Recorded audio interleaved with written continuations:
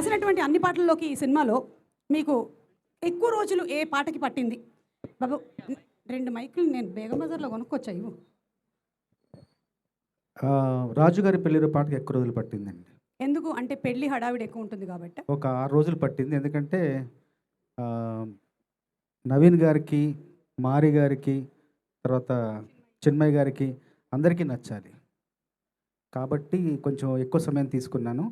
మామూలుగా సాధారణంగా అయితే సుకుమార్ గారి పాటలు కొంచెం ఎక్కువ సమయం పడుతుంది నాకు. ఎందుకంటే ఒక పట్టాన తేలవు. దాని తర్వాత నేను ఎక్కువ రోజులు కేటాయించింది నవీన్ గారికి. కొంచెం కష్టమైంది. కానీ సరదాగా అందరం తలో మాట అనుకుంటూ రాసిన పాటలు ఇవన్నీ. చాలా ఉత్సాహంగా అనిపించింది వాళ్ళతో పని చేయడం. ఎందుకంటే కొత్త తరంతో పని చేస్తుంటే మనకు కూడా ఎన్నో కొత్త విషయాలు తెలుస్తుంటాయి. ఈ సినిమాలో నాకు బాగా నచ్చిన అంశం ఏంటంటే నవ్వుతూనే మంచి విషయం చెప్పడం, నవ్విస్తూనే ఒక మనసుకి హత్తుకునే విషయం చెప్పడం, నవ్విస్తూనే మనుషుల్ని మేలుకొల్పి వెళ్ళని చెప్పడం అనేది చాలా గొప్ప కథకుల లక్షణం. ఆ గొప్ప కథకుల లక్షణం అంతా ఈ సినిమా అంతా సమృద్ధిగానే ఉంటుంది. ఈ కథను సమకూర్చిన ప్రతి ఒక్కరికి మనస్ఫూర్తిగా నా అభినందనలు, నా శుభాకాంక్షలు. తర్వాత నేను ఇందులో ఈ రాజుగారి పెళ్ళిలో పాట రాశాను కదా! అందులో ఏంటంటే ఇంత ఘనంగా, ఎంతో ఘనంగా, అనగన ఘనంగా అని రాశాను.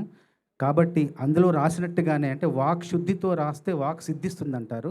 ఎక్కడో మనకు కొంచెం వాక్ శుద్ధి తగిలినట్టుంది. అందువల్ల ఘన విజయం సాధించింది, ధన విజయం కూడా సాధించింది. తర్వాత నవీన్ గారి గురించి చెప్పాలి. రాసే క్రమంలో నాకు ఆయనలో కనిపించింది ఏంటంటే విపరీతమైన తపన, చాలా పట్టుదల కనిపించింది.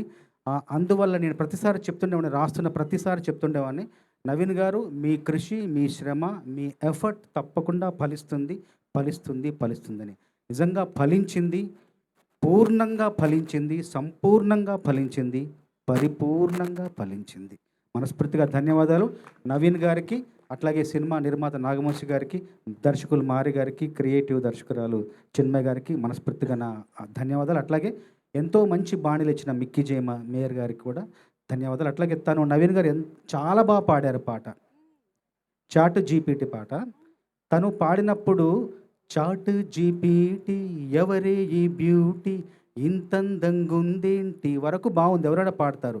అక్కడ తర్వాత వచ్చి ఇంతందంగుందేంటి హాయ్, ఈ హాయ్ అన్న దగ్గరే ప్రొఫెషనల్ సింగర్ని తలపింపచేశారు ఆయన. మనస్ఫూర్తిగా మీరు వచ్చే సినిమాల్లో మరికొన్ని మంచి పాటలు కూడా పాడాలని, గాయకుడిగా మీకు నేను అభిమానిని. మనస్ఫూర్తిగా మీకు ధన్యవాదాలు. మీరు చెప్పినటువంటి, మీరు రాసినటువంటి విషయం ఒకటి ఫలించింది, ఇంకొకటి కూడా ఫలించాలని మన నవీన్ ఆశిస్తున్నాడు. కారేమో బెంజ్, అది మన ప్రొడ్యూసర్ గారు ఇవ్వాలని. కారేమో బెంజీ, ప్యారేమో జంజీ స్టోరీ మొదలెట్టేద్దాం. ఖచ్చితంగా మీ మీ మీ బాలవాకు బ్రహ్మవాకు అన్నాను. అదే, థ్యాంక్ యూ చంద్రబోస్ గారు. అలాగే జనరలీ మేము యాక్టర్స్ని అడుగుతూ ఉంటాము, ఇంత బాగా మీరు కనిపించడానికి మీరు డైట్ ఏం ఫాలో అవుతూ ఉంటారని. ఇంత అలవోకగా మీకు మాటలు రాయడానికి మీరు ఎలాంటి డైట్ ఫాలో అవుతుంటారో ఒక మాట చెప్పేసి. యోగా చేస్తాను రోజు. యోగా చేయడం వల్ల బాగా రాస్తున్నాను. ఓకే, అంతేనా సార్? అంతే. Okay, thank you. Food brown rice తింటాను. ఓకే. తర్వాత మేము మా సిట్టింగ్ అన్ని రోజులు కూడా మాకు చక్కటి భోజనం, తర్వాత ఎప్పుడంటే అప్పుడు బ్లాక్ కాఫీలు హాయిగా అలా తినుకుంటూ బ్లాక్ కాఫీ తాక్కుంటూ అలా సరదాగా రాసాం. అది చాలా మర్చిపోలేని ఒక మధురమైన సంఘటనలు అవన్నీ కూడా మా మధ్య జరిగినవి. మాకు అవన్నీ గుర్తొస్తే చాలా ఆనందంగా ఉంటుంది. ఇంత విజయం సాధించడం, 100 కోట్లు ఆయనకు రావడం అన్నది మనస్ఫూర్తిగా నాకు ఆనందాన్ని కలిగిస్తుంది ఈరోజు. అందువల్లే ఈ ఫంక్షన్కి ఎప్పుడెప్పుడు చేస్తారని నేను మరీ అడిగి తెలుసుకొని వచ్చాను ఈ ఫంక్షన్కి. Super sir, thank you so much Chandrabose గారు.